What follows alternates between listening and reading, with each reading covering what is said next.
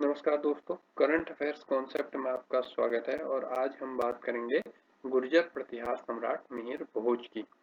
दरअसल उत्तर प्रदेश के मुख्यमंत्री योगी आदित्यनाथ ने गौतम बुद्ध नगर के दादरी में मिहिर भोज पीजी कॉलेज में 22 सितंबर 2021 को सम्राट मिहिर भोज की प्रतिमा का अनावरण किया था और उसके बाद से एक विवाद शुरू हो गया है कि सम्राट मिहिर भोज गुर्जर थे या राजपूत थे।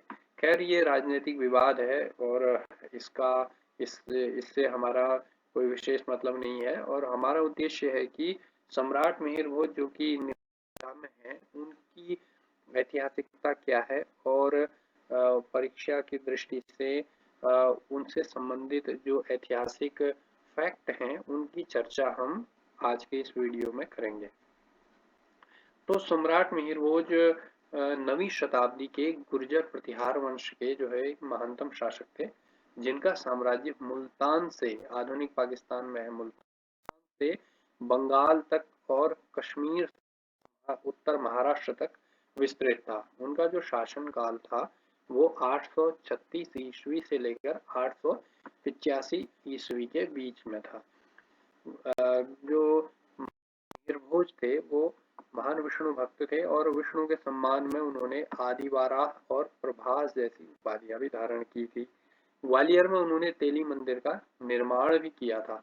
मीर भोज की उपलब्धियों का जो वर्णन है वह ग्वालियर प्रशस्ति अभिलेख में किया गया है। इस अभिलेख में मिहिर भोज के अलावा गुर्जर प्रतिहार वंश के अन्य प्रतापी शासकों का भी किया गया है। इस लेख में कहा गया है कि म्लेच्छ आक्रमणकारियों से भारत भूमि की रक्षा के लिए नागभट्ट प्रथम और नागभट्ट द्वितीय और मिहिर भोज नारायण, विष्णु, पुरुषोत्तम तथा आदि वाराह के अवतार थे। तो इसमें म्लेच्छ जो आक्रमणकारी थे उनका संबंध जो है अरब आक्रमणकारियों से था। भोज का जो उल्लेख है वो अरब यात्री सुलेमान के यात्रा वृत्तांत में भी किया गया है, जहां उनको जुज्र अर्थात गुर्जर बताया गया है। सुलेमान ने मिहिर भोज को जो है अरबों का सबसे बड़ा शत्रु बताया है। दरअसल मिहिर भोज ने अरबों को पश्चिम में बढ़ने से रोक दिया था। अब जानते हैं कि गुर्जर प्रतिहार कौन थे। गुर्जर प्रतिहार उत्तर भारत का एक प्रसिद्ध राजवंश रहा है। सम्राट हर्षवर्धन की मृत्यु के पश्चात उत्तर भारत के एक बड़े हिस्से में करीब 3 शताब्दियों तक गुर्जर प्रतिहार वंश का शासन रहा है। इस दौरान प्रतिहार शासकों ने ही उत्तर भारत को राजनीतिक एकता प्रदान की और जो इस काल में कन्नौज के लिए जो त्रिपक्षीय संघर्ष हुआ उसमें भी गुर्जर प्रतिहार एक बड़ी शक्ति थे। पुलकेशिन द्वितीय के ऐहोल अभिलेख में गुर्जर जाति का सर्वप्रथम उल्लेख हुआ है। इसके अलावा बाणभट्ट के हर्षचरित में भी गुर्जरों का उल्लेख हुआ है। बाणभट्ट सम्राट हर्षवर्धन के दरबारी कवि थे। इसके अलावा हर्ष काल में जो चीनी यात्री हुएनसांग भारत आए थे उन्होंने भी गुर्जर देश का उल्लेख किया है।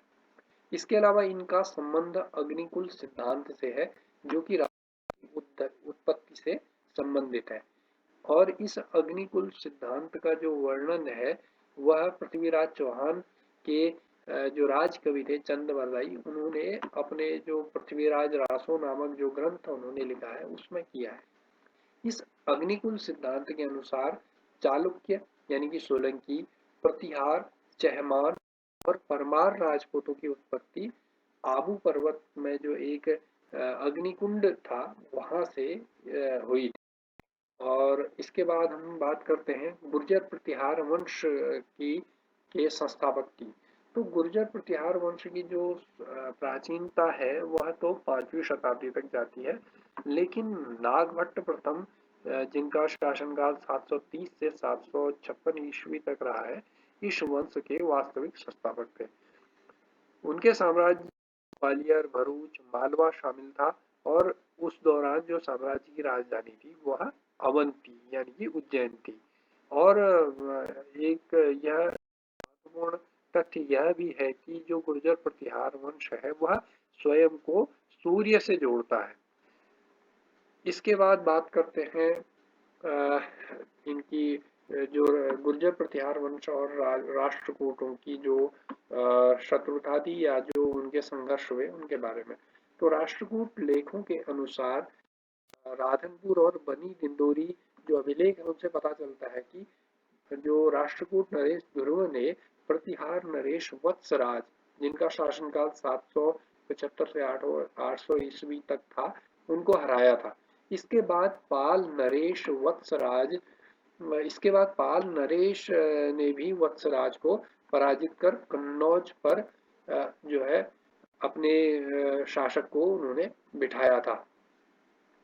इसके बाद बात करते हैं कि किस बिहार शासक को पाल नरेश धर्मपाल ने कन्नौज के दरबार में उपस्थित होने को बाध्य किया था। दरअसल पाल नरेश धर्मपाल ने वत्सराज को पराजित किया था और उसके बाद कन्नौज में धर्मपाल ने एक बहुत बड़ा दरबार आयोजित किया था, जिसमें उन्होंने उत्तर भारत के जो पराजित राजा थे उनको भाग लेने को जो है किया था। तो उनमें से जो है प्रतिहार शासक वत्सराज भी एक थे। इसके बाद सवाल आता है कि किस प्रतिहार शासक ने कन्नौज अपनी राजधानी बनाई। तो वत्सराज के पुत्र नागभट्ट द्वितीय, जिनका शासनकाल 800 से 833 ईस्वी तक था, उन्होंने अपने वंश की जो प्रतिष्ठा है उसको न केवल पुनः स्थापित किया बल्कि कन्नौज पर अधिकार करके उसे अपनी राजधानी बनाया। इसके अलावा उसने जो है मुंगेर के पास जो है धर्मपाल को एक युद्ध में पराजित भी किया। इसके बाद जो नागभट्ट है, नागभट्ट जो है उत्तर भारत का सबसे शक्तिशाली सम्राट बन गया और उसने परम भट्टारक महाराजा धीराज परमेश्वर की उपाधि धारण की। इसके बाद जो राष्ट्रकूटों से इनका संघर्ष है वह जारी रहा और नागभट्ट को शासक गोविंद ने पराजित किया था। इसके बाद एक और प्रश्न अक्सर आ जाता है कि 815 ईस्वी में सोमनाथ मंदिर के पुनर्निर्माण के लिए कौन सा गुर्जर प्रतिहार शासक जाना जाता है। तो नागभट्ट द्वितीय जो 805 ईस्वी के आसपास वत्सराज का अधिकारी बना था और वास्तव में वह गुर्जर प्रतिहार वंश का सबसे प्रख्यात राजा था और उसे विशेषकर 815 ईस्वी में सोमनाथ मंदिर के पुनर्निर्माण के लिए भी जाना जाता है। तो ये थी आज की वीडियो और इससे जुड़ी जो भी महत्वपूर्ण जानकारी थी गुर्जर प्रतिहार वंश से संबंधित वह मैंने आपको बताई है और इसके अलावा अन्य जो विषय होंगे उन पर ही जल्द आपके लिए और मैं वीडियो बनाऊंगा। तब तक के लिए धन्यवाद।